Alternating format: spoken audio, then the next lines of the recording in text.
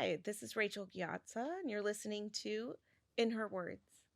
When I was in college, because it was a while ago, a lot of the engineering stuff was so new, particularly as it pertains to computers. Mm. And so I also took a computer science course, and that really excited me. So I had always had a computer. My mom was early tech, a person, so she would have the first computer, I think, and she studied some computer Oh, wow. science herself. And so I had, well versed, but I was mostly playing like, games and like doing very lo-fi stuff.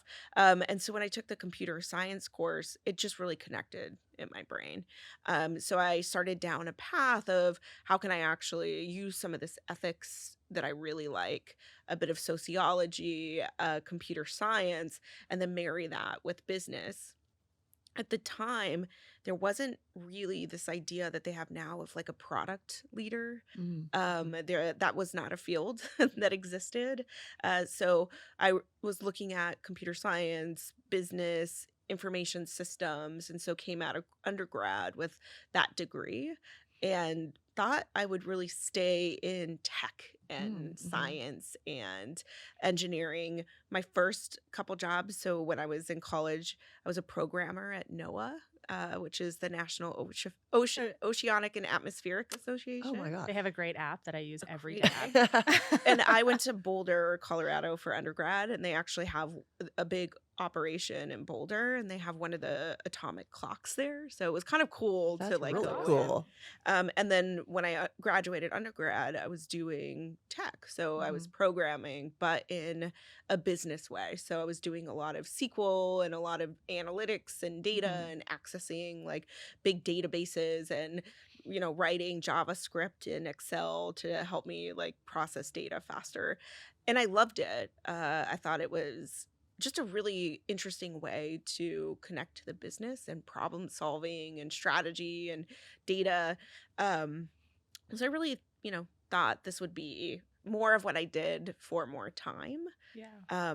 And I found myself at a job at Yahoo, and this was early days of digital. And I quickly realized this idea of taking something that people are doing and helping them do it in a less frictioned way Mhm.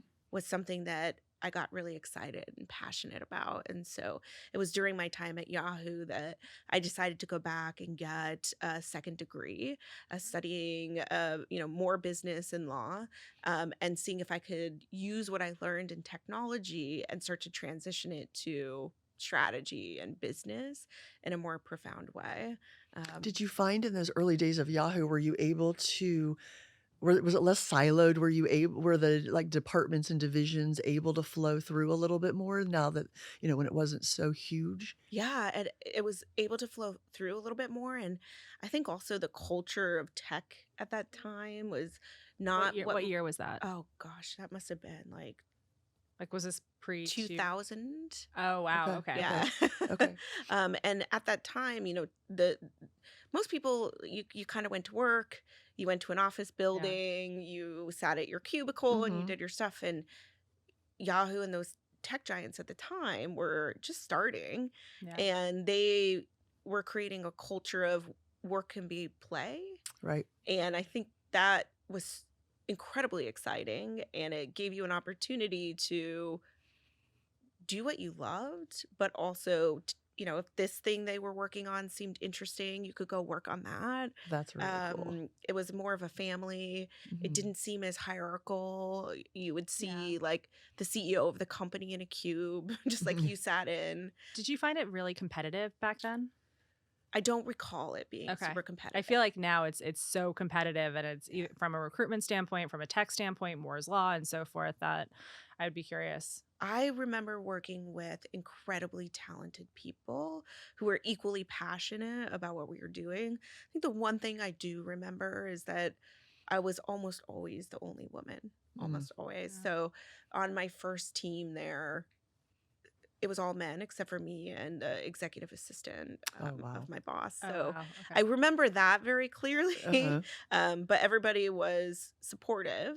Okay. But certainly you learned how to interact in an Yeah. environment that was, I mean, tech still heavily male Yeah. Mhm. generated. Mhm. And then I moved into like business, FP&A, strategy, finance, also usually very male Right. Yes. dominated. Right. So I remember that pretty clearly. Did you feel like you had to like kind of fight for yourself to be included, or was it? D- Was it just the room? Was it the perception, or was it you felt it as a woman? You definitely know that you're different. So Okay. it's hard to, Mhm. Mhm. avoid that part of it. Obviously, the people that I've worked with, I- I'm really still quite close with many of Mhm. them. So it was such an incredible environment to meet people who are like-minded. Mhm. So a lot of us were similar age and like Yeah. similar experiences, Yeah, living in points in your similar life. places Yeah. and points in our life. But yeah, I mean, you're definitely like there would be like things about like, did you guys know the bathroom's broken and like didn't like occur to anyone because Like, there's no, only we like haven't been in three These there. people day-to-day using basic it. Yeah. Yeah. operations. Yeah. So there's definitely that, and I'm also, I think you learn to be a bit of a chameleon too, Mhm. because all my courses in undergrad were also all male. Yeah. So I had just at that point become very, very used to it. I, I'm not joking you. I think in every single one of my computer science classes, I don't think there was ever another woman. Really? Yeah. Wow. And that no, that's the history of Yeah.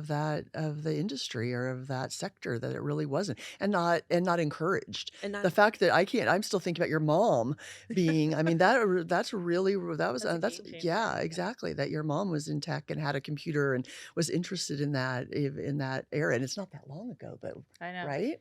it's different. And my sister's a electrical engineer, Oh my so gosh, we yeah, were just like, you know what, whatever. We're yeah, all Yeah. going yeah, into tech, and we're gonna love it, and talk about it. And so you just get used to it. yeah. Yeah. But now I love seeing all the women entering STEM. Mhm. I love walking through the office, and where I work now at Audible, we are very mindful about making sure that we represent the world in which we operate. And so Mhm.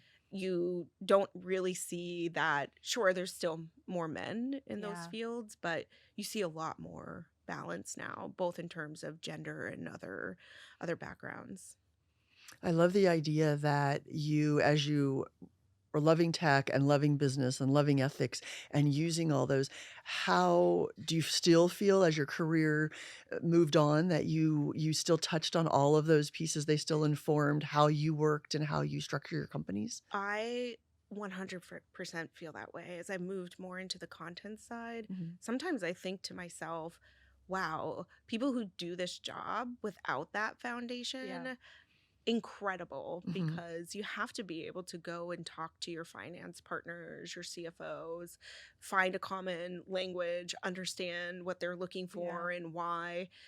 In these, day and age, it's also important that you can go and talk to your product and tech folks. Mhm. You can understand what they're doing and why. And obviously, now I'm nowhere near proficient in those fields as those technologies have changed so Yeah. much, Mhm. but it does create a much easier way to collaborate and understand the perspectives that different people have. Mhm. If you have that finance background, you understand a lot more about what is my CFO worrying about? What Mhm. is Yeah. the things that she's thinking, we need to deliver this, this, and this. It's just a different mindset. And you understand somebody a little bit differently. And I think that creates a really powerful foundation. Yeah, you almost have like a work empathy for Yeah. each of those areas, that when you can kind of step in someone's shoes and understand that what they're concerned about or what they're working on. That's very.